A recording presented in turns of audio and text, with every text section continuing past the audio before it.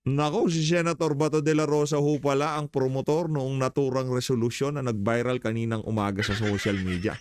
Kala ho natin itong si Senator Amy Marcos, medyo na-trigger ho kasi tayo nung nabasa natin yung post na kung saan sinasabi na ililigtas daw itong si Vice President Sara Duterte. In the first place, wala akong kailangang iligtas.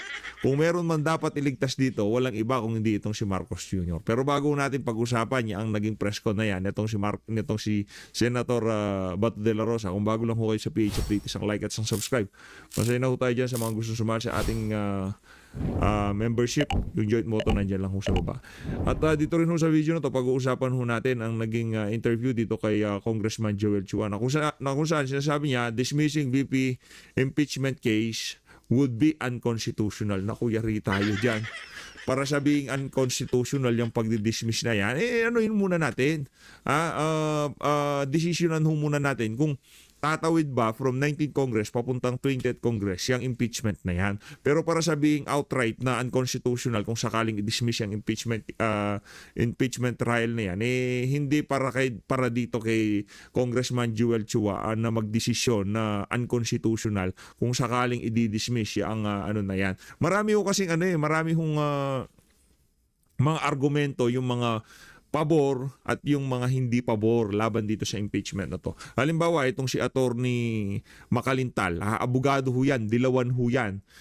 Sinasabi niya na hindi pwedeng tumawid ang isang impeachment case from one Congress papunta sa susunod na Kongreso. Kagaya din ho ng argumento nitong si dating Senate President Franklin Drilon. Sinasabi niya rin ho na hindi ho talaga pwedeng tumawid ang isang impeachment case from one Congress to next Congress. Hindi ho daw maaari yun. Pero base dito kay Joel Chua na kung saan nanalo lamang ng kumbaga ilang libo lang ang pagkapanalo niya dun sa kanyang kalaban, unconstitutional daw kung sakaling i-dismiss yung impeachment case. Ayan. Heto na ho mga kababayan, rekta ho tayo dito kay Senator Bato de la Rosa. Again, kung sakali man niya ang resolution na yan ay manggaling sa mga totoong kaalyado nitong si Vice President Sara Duterte, di ho natin kikwestiyonin yan. Ibig sabihin ho niyan, talagang sincero yung si Senator Bato de la Rosa na talagang dapat tigihin na, gurgurin na yung impeachment case na yan laban dito kay Vice President Sara Duterte. Rekta na ho tayo dito kay Senator Bato de la Rosa. Yung interesado lang na nagtatanong na humingi ng soft copy, binigyan ko. Pero yung hindi interesado, Alam po ni BP Sara na meron kayong ganung draft? hindi siguro. Hindi. Ako ko lang kung pumutok na ito ngayon, di ba? Mababas na yan, mga balita na yan. Ako kung nakarating sa kanya, pero ako sabihin mo, ako personally, mag-report sa kanya, no, that's my own initiative. Pagka yung galing kay Senator Bato de la Rosa, ano tayo dyan, sincero yung pagkakaano niyan. Pero manggagaling doon sa ibang mga senador na kung saan sinasabi nila, ililigtas itong si VP Sara sa pagpapatigil ng impeachment na yan. Tapos manggagaling pa dito kay Amy Marcos. Naku, bida-bida ho yan. Kung ano yung narinig nyo sa kanya nung sinabi niya na nung nagpunta siya sa The Hague, Netherlands, na iuuwi itong si dating Pangulong Rodrigo Duterte, hindi nga siya kinita nitong si Tatay Digong. Hindi nga ho siya nagkaroon ng slot para makipag-usap dito kay dating Pangulong Rodrigo Duterte. Kung makausap nga, hindi makausap, paano pa maiuuwi? Tapos ngayon sasabihin na ililigtas itong si VP Sara. Nakita ko kasi natin yung larawan niya. Kaya nagtatanong tayo doon sa dyan sa viral na resolution na yan. Kung nanggaling yan kay Amy Marcos, panigurado, publicity stat na naman ho yan. Ika nga magbibida-bida na naman yung ali na yan. Hindi na ho natin siya pinatulan doon sa pagpunta niya sa The Hague, Netherlands. Kasi tapos na eleksyon Tayo naman, hayaan na natin tapos na eleksyon. Nanalo na siya. Ika nga pasang-awa siya, pang number 12 nga siya, 'di ba? Hinayaan na ho natin, nagpunta siya sa Netherlands, hindi ho natin siya tinira. Sinabi niya na iuuwi itong si Tatay Digong, hindi niya nga nakita. Tapos sasabihin na ililigtas si VP Sara. Kung meron mang dapat iligtas dito, walang iba kung hindi itong si Marcos Jr. Dahil yung gustong mangyari nitong si VP Sara, sigurado ho tayo mga kababayan, mabibigat ho yung mga kargada nitong si VP Sara sa gaganaping impeachment trial na yan. Kaya ganun kalakas ang kanyang loob. Ngayon, para sabihin mo na ililigtas mo siya, hindi. Kung ililigtas si VP Sara in the first place, noon pa lang inuumpisahan niyang impeachment na yan, dapat talagang trinabaho mo na yan, Senator Jaime, kinausap mo na yung kapatid mo, yung bayaw mo, yung pinsan mo, na tigilan nila. Wag nilang bigyan ng kung ano-anong problema itong si VP. Pero hindi nangyari yun. Pwede mo rin gawin na hindi na nga dapat nakapunta sa Hague, Netherlands itong si dating Pangulong Rodrigo Duterte. Kung talagang mahal mo itong si Tatay Digong, kasama ka namin doon sa Villamor Air Base na nangalampag sa mga pulis, sa administrasyon, na pakawalan itong si dating Pangulong Rodrigo Duterte o dalihin man lamang sa hospital nung mga panahon na yun. Pero nasaan ka? Nangyari na ang lahat ng yan. Hindi ho kasi special. Para sa mga taga-suporta nitong si Amy Marcos, huwag naman ho sanang masaktan. Ito, nandito, ano ho kasi siya, special ho siya. Kapatid ho siya ng presidente. Hindi ho siya ordinaryong senador. Kung sakaling nagpunta siya sa Villamor Air Base, sa ayaw sa gusto ng mga nakapaligid doon, papapasukin yan. Dahil kapatid ho niya presidente. Hindi ho yung pwedeng yung gagawin haharang-harang. Ba't mo ako hinaharang? Presidential sister ako, senator ako at the same time. Anong gagawin mo sa akin? Hindi, wag mo akong harangin. Pagpasok doon, sampalin mo magkabila itong si Torre. Wag yung ililipad dyan, magkakagulo tayo dito, di ba? Papasukin nyo yung si Vice President sa, nasaan ho? Ano hong nangyari nung mga panahon na yun? Hindi, kumbaga na ibabalik na lang natin to dahil doon sa mga paandar ng ali na yan. Para sa mga taga-suporta niya, pasintabi ho. Ako, kung hindi nyo ho nagugustuhan ang inyong mga naririnig, pwede na ho kayong umalis-alis. Tayo ho, antayo natin dito pagdating sa mga Marcos, hindi na ho magbabago. Ha? Ano na ho yan, nga tapos na ho tayo sa mga Marcos na yan. Kahit ano pang mangyari kay Sandro, kay Aim, hindi na ho natin susuportahan yung mga yan. Kahit na i-endorso pa ho siya ng kung sino, itong si VP Sara, itong si Tatay, wala ho.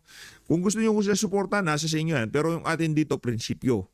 Kumbaga, pagka sinabi natin, hindi ho talaga natin susuportahan yung Amy Marcos na yan. Ang dami ho niyang kayang gawin noong kukunin itong si dating Pangulong Rodrigo Duterte.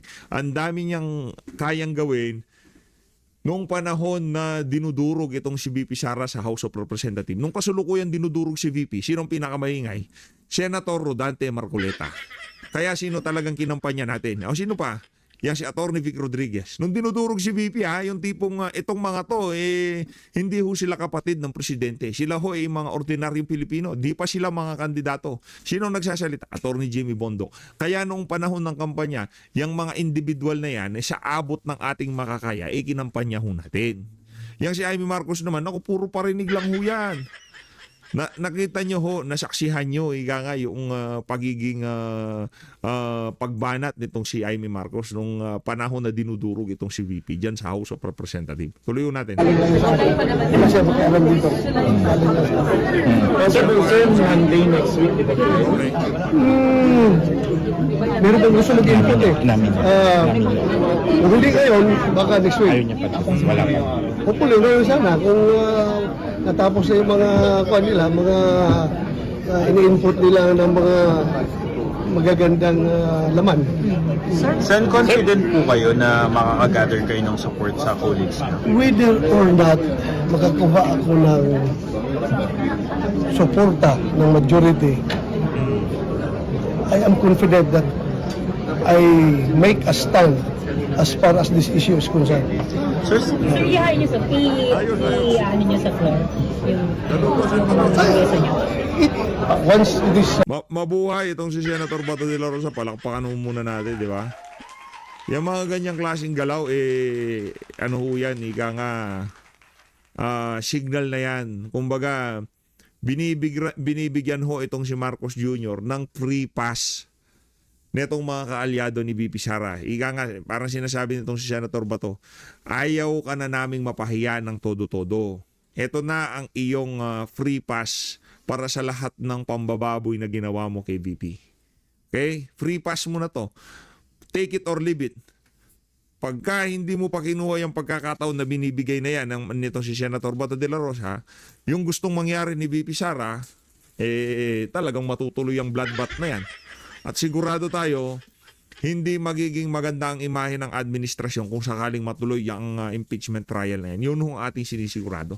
Marami hong kargada itong si VP Sara na hindi lamang itong si Martin Romualdez ang masisira dito. Pati si Lisa Araneta Marcos, kahit wala siyang posisyon sa pamahalaan, lang naman kumbaga, yung yung pwesto niya bilang first lady, namamana lang yan. Di yan halal ng sambayanan. Dala-dala yan ng asawa niya nung naging presidente siya. Pagka wala ng asawa niya, wala na rin siya. Di ba? Pati ho yang si Lisa, kahit wala ho siyang, hindi ho halal yung pwesto niya, dudurugin ho yan itong si Vice President Sara Duterte. Kung yung maalala, doon pa lang ho sa live niya, noong binabanatan itong si Atty. Zulaika Lopez. Di ba? Doon pa lang ho sa live niya na yun, ang dami ho niyang sinalansan ho niya kung bakit napakalaki ng atraso nitong si Lisa Araneta Marcos sa sambayan ng Pilipino. Napakalaki ho ng atraso ng ali na yan. Matake mo, wala ka namang pwesto, namimigay ka ng pera. Base ho yun doon sa live nitong si VP Sara. Tuloy natin. Submitted, then automatic yan. It will be taken up in the floor. Sir, inaral po bang mabuti yung mga ginamit doon na mga constitutional provision? Kasi sabi ni Senator Coco nung mabasa niya, parang incorrect in the... Whatever, may kanya-kanya tayong opinion, no? Correct. May kanya-kanya tayong opinion. Pinag-aralan yan, research yan ng ating... Yun ang problema eh. Yun ang problema sa mga ibang abogado. Pagka nagsalita sila, kagaya niyan si Joel Chua, pagka merong lumabas sa bunganga nila, porque abogado sila, yung pananaw nila, yun na ang tama. Kaya nga ho nagkakaroon ng debate sa korte. Parehong abogado yan, pero yung pananaw sa isang kaso, magkaiba. Yung pagtanggap sa mga ebidensya, magkaiba. Kaya ngayon, kung sakaling magkaroon ng deadlock yan, hayaan natin ng Korte Suprema na magdesisyon dyan, ika nga. Tuloy natin mga kababayan. Yung legista. Sensor, So, Sensory, tanong ko lang, bakit po kailangan niyo pang pigilan yung impeachment trial itself? Hindi po ba kayo confident? basahin ninyo yung laman ng Basahin nyo. resolution. Basahin, makita nyo doon kung bakit. Nandun, self-explanatory. Nandun lahat. Sir, ang intention niyo po, hindi na maitago, kundi i-present dito formally on the floor yung resolution. Isubmit talaga. Once ma-read yan sa floor, then it's open for anything. Pero sir, ba't dun sa draft, dun sa nakalagay, wala man lang nakalagay, introduce ba? Wala man lang nakalagay na author, sino man nag-introduce ng resolution. Walang nakalagay. Lalabas din yan kung sino mag-introduce dahil pag final draft na. Kasi draft pa nga yun eh. Pero pala, kumbaga hinihintay pa ni Senator Bato yung ibang colleague niya na magkaroon ng input dyan sa reso na yan. Huwag kayo masyado magmadali. Ito namang mga ito namang mga media dyan sa Senado, masyado kayong apurado eh. Siyempre binibigyan ng pagkakataon ni Senator Bato yung kanyang mga colleague na yung mga ayaw sa impeachment. Ano pa bang masasabi nyo dyan? Para dito kay Senator Robin, maglagay ka ng input dyan. Kung bakit kailangan nang i-dismiss yan yung impeachment trial na yan, yung impeachment na yan laban kay VP, di ba? Kayo magiging main author nun, sir? Correct. Saludo So sino na yung mga initially nag-express ng intention to support the resolution? Marami na. So hintayin ko na lang. May numbers na po kayo, sir? May number pero hindi ko pa masabi kung gaano kadami. Basta may number ko. So you're confident Numbers na naman is from 0 to 24. Diba? Yes, Basta, sir. Tama naman. basta may number ako, 0 to 24. So sir, confident kayo na ma-adapt yung resolution? As I've said, I'm not hoping na ma-adapt. Maganda kung ma-adapt, di ba? Basta at least for this particular issue, for this particular situation, I made a stand. Anong dapat? That is in support to, of course, Senator Tolentino's manifestation on the floor the other day, kahapon? The other day? Monday. So, meron na siyang manifestation na ginawa, kaya gumawa tayo ng resolution to support his manifestation. Ayun na nga mga kababayan, lipat ho tayo dito kay Joel Chua. Pakinggan ho natin ang kanyang mga punto de vista kung bakit nasabi niya na unconstitutional kung sakaling i-dismiss yung impeachment na tong si Vice President Sara Duterte. Ito talaga si Joel Chua. Kumita na ho kayo. Okay na yun. Kayo naman, kumita na ho sila ng publicity, ng yung tipo dyan sa TWADCOM, dyan sa Committee on Bad Government. Okay na ho yun. Laki ho yung kitahan dyan, yung mga prosecutor sa impeachment. Nako, malaki ho. Laki kitahan dyan, di ba, Congressman Joel Chua? Kaya tsaka pinili ho yung mga magiging prosecutor diyan sa impeachment na yan laban dito kay Vice President Sara Duterte. Sayang naman. 'Di ba? Sayang naman yung pinakawalang pondo para papirmahin yung mga congressman diyan sa impeachment na yan laban dito kay VP Sara. Noong bago mag-recess yung Congress, 'di ba? Sayang naman 'yun, 'di ba? Pinilit nila last 2 minutes doon nila inimpeach itong si VP Sara. Ang laki base doon sa mga kumalat na alingas-ngas sa social media, tag 100 milyong piso kada congressman na ayuda, 100 milyong pisong ayuda kada congressman. Yung ibinayad sa mga pipirma dyan sa impeachment na yan. Sayang nga naman kung hindi matutuloy, sayang yung effort dyan sa Committee on Bad Government.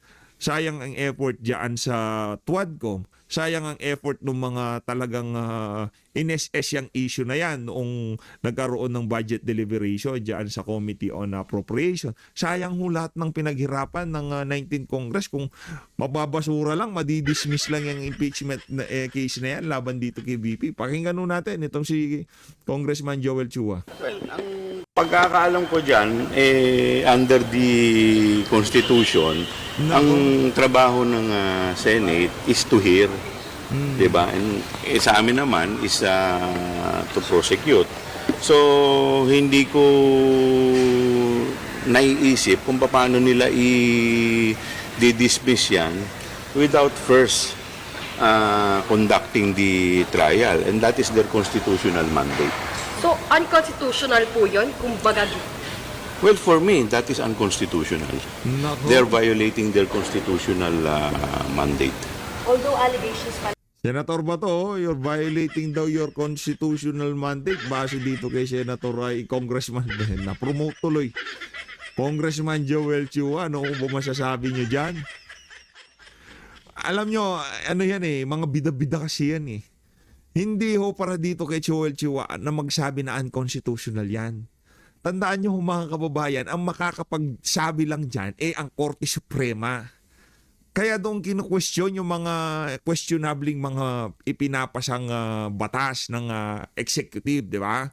Nagpupunta ho sa Korte Suprema.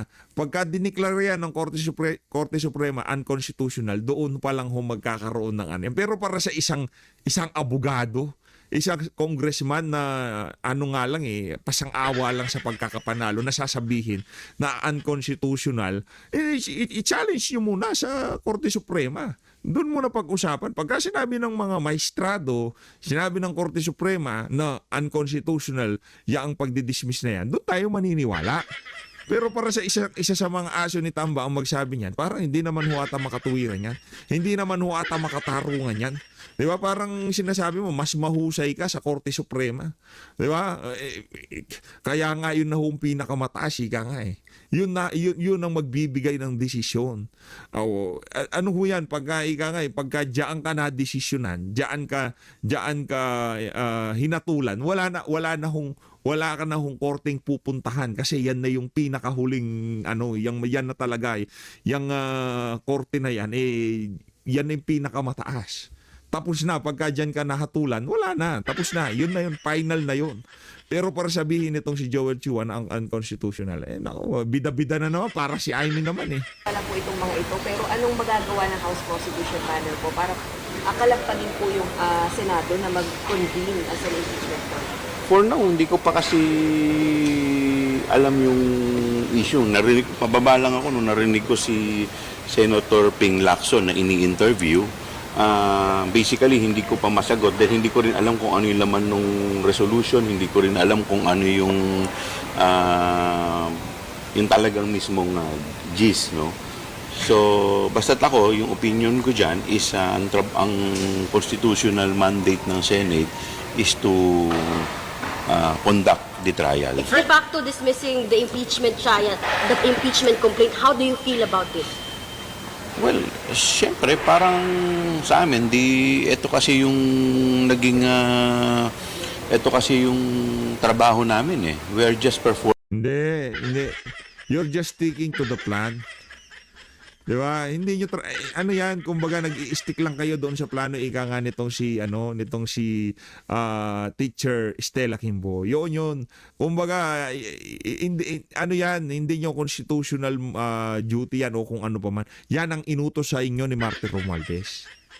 At yun ang nakikita ng ating mga kababayan dyan sa mga pinaggagawa nyo na yan. Kaya ngayon, ano lang yan kumbaga, para hindi na lang magmukhang katawa-tawa itong si Tambaluslos. Pati yung si Tambaluslos, alam nila na wala na yung impeachment. Kumbaga para lang maisalba yung konting kahihiyan na meron sila, yung tipong, okay pagka sinabing i-dismiss yan sa Senado dahil pinaghirapan natin yan, di naman tayo pwedeng basta-basta mag-give up. Magmumukha tayong katawa-tawa. Pagka gusto nilang i-dismiss, kailangan natin, kunyari, pipigilan natin. Pero tayo rin gusto nating ma-dismiss yan. Kasi hindi talaga hindi talaga sila makakaporma dito kay VP Sara kung sakaling maumpisawan yung impeachment trial na yan sa Senado. Forming our constitutional duty. So, syempre, kung ito naman ay babaliwalain by mere resolution, tingin ko parang hindi naman maganda. So do you think it's unfair for the Senate to kill the trial? Ano po? Do you think it's unfair for the Senate to kill the trial? They have to explain it to the people. Ano naramdaman niyo, sir? Dismiss it by a mere Senate resolution is the basis to go to the Supreme Court? For now, hindi pa namin napag-uusapan kung ano magiging. Yun ang tinanong na nga kayo, binibigyan na nga kayo ng hint bakit hindi nyo i-challenge sa Korte Suprema, 'di ba? Yang na yan, yang gagawin ng Senado. 'Di ba? I-challenge niyo para magkaalaman. Kayo naman mga abogado kayo diyan. I-dismiss ang impeachment. Lahat ng remedy para maituloy yan dapat napag-usapan niyo na. 'Di ba? Anong ginagawa ng mga mga consultant nyo, yung tipong mga abogado nyo, yung mga kasama nyo nagtatrabaho sa impeachment? Hindi nyo pa ba naisip na paano pag nagpasa sila ng isang resolution? Paano pag itinigil nila yan? Ano yung magiging susunod na plano natin? Napag-usapan nyo na, pero alam nyo, maging kayo, ayaw nyo na magkaroon ng impeachment. Dahil alam nyo na babalagbagin kayo ni VP Sara. Steps dahil hindi ko rin alam kung ano yung laman ng resolution Basta yung preparation niyo, sir, ngayon, tuloy yung June 11, yun ang Yun ang pagkakaalam ko po na June 11. Ma'am, sir, dinasahan natin this morning doon sa hearing po ng Good Government Committee as regards to kay VP Sara. Magte-terminate tayo Magte-terminate na tayo ng mga, kasi tapos na yung mga hearing. So we have to terminate. So we have to issue na ng mga committee report. So siguro by next week, maglalabas na tayo ng mga committee report. Sa mga... Initially, ano yung lalabas din ng committee report or VP Sara? Ito nakakatawa dyan. Yung prosecutor, tapos yung komite na naghanap ng ebidensya, ano ba nga asahan ng mga media na to na ilalabas ng committee report niyan? Sigurado yung magiging findings against kay VP Sara, para yun din ang kakargahin nila kung sakaling ituloy ang impeachment trial na yan. Yun ang mangyayari dyan. Yung magiging committee report, yun din ang magiging, kumbaga, isa sa mga magiging basihan ng mga nitong mga prosecutor na to, mga tatayong prosecutor sa impeachment trial sa Senado. Kaya yung sigurado tayo, ang magiging report na yan, sigurado hindi favorable yan dito kay Senate, dito kay Vice President Sara Duterte. Inaayos pa dahil kinukulit ko pa lahat. Hindi lang naman ako magdidesisyon yan. It's going to be the committee. So, syempre, lahat ng mga opinion ng mga miyembro, kukunin ko. Tapos lahat yun, pagsasama-samahin So, natin. hindi pa ito yung last hearing, sir? Ito na yung last hearing for termination. Tapos sasubmit sila ng kanilang mga recommendation. Gagawa ng committee report, paiikutin natin. So, sir, wala pa today yung committee report? Well, wala pa naman. May nibita pa rin po ba kayo from... Wala na. So, may mga recommendation ba to file charges kung sa mga Kasi nung nakaraan, di ba, nung last namin, may mga recommendation na sila So, hindi mo naman maaalis na magkakaroon ng mga recommendation. If I remember it correctly, during our last committee hearing, nag-present kami ng aming report. So basically, yun na yung magiging laman nun, more or less. Message to the Senate, sir. Siguro kami naman, we just want to perform our constitutional mandate. So, siyempre sa Senate, ang bola naman kasi ngayon nasa kanila na wala na sa House eh. So kami naman nag-aantay lang. Ang alam ko, sa June 11, pupunta kami sa Senate. We-welcome nila kami doon. So, with respect dito sa resolution, I'm sorry, hindi ko pa kasi alam talaga kung ano yung laman. Pero sir, tama ba na pagbobotohan pa kung dapat mag-convene o hindi? Tama ba yun? Well, under the law, dapat ano na sila eh, i-convene na nila yung impeachment court eh, because that is not their legislative function, that is their constitutional duty. So hindi subject sa botohan yun? Automatic yun balik? Well, kung yung resolution, saan yun? Sa Senate yun. Pero hindi ko alam kung ano yung legal basis nila I doon. mean yung pag-constitute sa impeachment court. Matik yun eh. Dahil nasa Constitution yun eh, na dapat mag-convene sila eh. Di ba? Okay, violate ba na? Hindi kailangan pagbotohan yun. So may nag-violate sir sa konstitusyon kung magbobotohan pa sila? Well, I do not want to comment on that, no. Siguro tingnan na lang muna natin kung ano magiging next move ng Senate. By June 11, di ba pupunta kayo doon? Isa lang daw yung magbabasa. May na-i-assign na ba na prosecutor na magbabasa ng article 22? Most likely si Congresswoman Jinky. Yun, siyempre, sino pa ba? No, alangan naman si Rog Gutierrez. Dapat yung magbabasa dyan, yung tipong ika nga yung delivery talagang di ba? Narinig nyo naman Malalila de Lima yan, 2.0 pagka nag-deliver ng speech yang si Jinky Luistro. Kaya kung meron mang magdi-deliver ng magbabasa ng amang articles of impeachment laban dito kay Bibi Sara, walang iba kundi yan si Jinky Luistro. Bakit po siya ang napila sir? Siya yung siya yung na-assign dun eh. Ng House leadership o ng prosecutor member? Prosecution panel member? Kami na rin. Kami na. Botohan yun sir? Yung pagpili? Sinabi naman na kung Jinky, ikaw baka pwede, ikaw nang magbasa nila. Thank you sir. Thank you. Any message kay Senator Cheese Escudero? Nako. Walang message. Nako, tinatawanan ka, Senator Cheese. Tinatawanan ka nito si Joel Chua. Nako. Senate kay SP Escudero? Message to SP Escudero?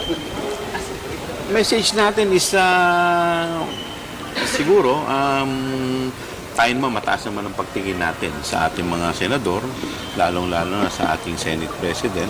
Siguro mas maganda na gawin lang nila kung ano what is mandated by the Constitution. Yun lang naman.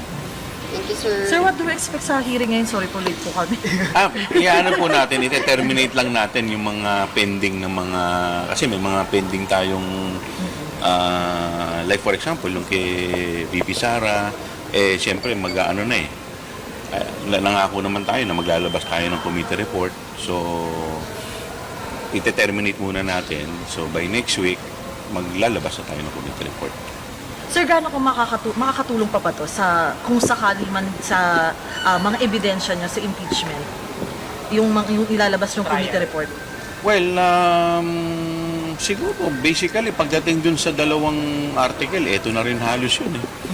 Diba? So, ginagawa na lang natin dito yung ating duty bilang chairman at bilang dito nga sa good government. But sir, the moment that you heard about this resolution dismissing the impeachment Ngayon committee, ko lang ngayon ko lang, pababa na ako dito eh. Bundot na eh. anong naramdaman mo sir? Anong naramdaman mo? What was running through your mind? Well, una, ano ba laman ng resolution? Diba? So, paano, ba't sila kung it's about dismissing, ano naman yung, that is not for them to decide. That is not what is mandated sa Senate, sa Constitution. Kaya hindi ko pa alam kung ano yung magiging legal repercussion netong gagawin nila. So, I have yet to talk with the other prosecutions, mga members, tsaka sa mga lawyers namin. So, at least makapag-consult kung ano ba talaga yung magiging legal effect nito. But insofar as may legal point of view, hindi yan naaayon sa ating saligang batas. Sir, kasi sabi nila hindi daw pwede tumawag sa 20th Congress. Alam mo, ang may view kasi nung well, we have to understand na itong impeachment proceedings, most of it are taken from the American jurisprudence. So if I remember it correctly, during the time of President Bill Clinton, Yan ang problema sa atin eh. Jurisprudence pa kayo ng Amerika. Kung susundin natin yung mga jurisprudence ng Amerika, pwede ho ba, Congressman Joel Chua, sundin ho natin yung liquidation by audit ng patakaran ng Amerika para sa kanilang mga congressman up to the last centavos. Doon ho muna tayo. Bago natin pag-usapan yung jurisprudence na ng Amerika sa impeachment, gayahin ho muna natin yung kalakaran ng Amerika pagdating kung paano i-audit yung mga winawaldas na pera ng kanilang mga mambabatas. Nakapublish sa website ng kanilang Congress. Bawat congressman, bawat senator, makikita ho doon, ultimo pinambili ng tissue o kung ano mang binili ng mga congressman at senador nila, nakapublish ho sa website. Tayo ho mga kababayan, liquidation by certification. Pagka sinertipikahan nitong si Joel Chua na itong portion ng pera na to pinambili ng ganito, ngayon pala pinang-travel niya, wala na ho kayo magagawa dyan. Alimbawa lang yun. Alimbawa lang, kunyari, itong 2 milyon na to, sinabi niya, isi-certifika niya, ito pinambili ko ng lamesa, o pinambili ko ng computer, o pinambayad ko sa ganitong serbisyo. Wala na hong maraming tanong-tanong ang COA. Yung kanyang sinertipikahan, yun na ho yun. Wala nang maraming cheche-bureche. Hindi ko kagaya ng ibang mga ahensya ng pamahalaan, talagang i-scrutinize sila ng COA. Sila hindi, pagkayan sinertipikahan na yung pera na yan napunta dito sa bagay na to, wala na hong pwedeng magtanong dyan. Hindi ko kagaya nung sa Amerika. Up to the last centavo, may resibo. Hindi ko pwedeng magsi-certify ka na dito ko. Ipakita mo anong binili mo, nasa yung resibo ng binili mo, yun ho yun. Bago natin gayahin kung paano mag-impeach ang Amerika, yung kanilang mga jurisprudence, yung patakaran muna kung paano waldasin ang pera ng mga ng mga mamamayan nila sa Amerika. Gagaling nyo pagka impeachment, doon kayo bumibida sa Amerika, pero nung kino-call out namin kayo at sinusubukan ho natin ipakita sa ating mga kababayan na yung pagwaldas ng pera ng mga congressman sa Pilipinas talagang napaka-secretive. Hindi ho basta-basta nalalaman. Tagong-tago ho. Pati COA takot na magtanong. Kasi pagka umabot dun sa punto na magkakaroon na ng budget deliberation, i-defend na ng COA ang kanilang budget. Pagka meron silang tinanong na congressman, meron silang kinana na congressman, kaugnay sa kanilang mga budget na pinagwawaldas, mayayari ho ang Commission on Audit. Yun ho yun. Kaya walang COA na maglalakas ng loob na i-audit na kung sino mas congressman dyan up to the last centavo. Yun ho ang ating sigurado. tumawid So, from one Congress to another, nagkaroon ng gano'n. At saka, we maintain our position that Senate is a continuing body. So, unlike sa House, kasi kaya nga may naiiwan sa kanila di ba? So, para tuloy-tuloy yung kanilang duty at walang matitigil. Sir, ano lang yung assurance? Ayun na nga mga kababayan, dito na muna tatapusin ang ating reaction video sa mga banat na yan itong si Joel Chua. Ang ating sigurado dito, hindi naman ho talaga yan ang tayo ni Joel Chua. Yan ho ang tayo ng kanyang amo na si Martin Tambaluslos. Yang si Martin Romualdez. Yan ho ang tayo niya dyan sa issue na yan. Dapat matuloy, dapat talagang litisin itong si BP Sara, kahit na ano pang maging resulta, basta masiraan itong si BP Sara. Hindi pa rin ho nila maintindihan na hindi naman sila magbebenepisyo dyan. Ang magbebenepisyo kung saaring masiraan si BP Sara ang mga dilawan. Wala hong panlaban sa 2028 ang kampo ni Marcos Jr. Pero ang mga dilawan, meron ho silang ipanlalaban. Nandyan ho si Leni Robredo, nandyan ho si Bam Aquino, nandyan ho si Risa Hontiveros. At napakarami hong naka-line up dyan sa mga pinklawan at dilawan na talagang kakanas sa 2028. Pero sa kampo ni Marcos Jr., ni isa wala ho tayong nakikitang viable candidate ng pagka-presidente. Ramdam na rin ho ng administrasyon na hindi sila magbebenepisyo kung sakaling matanggal si BP Sara.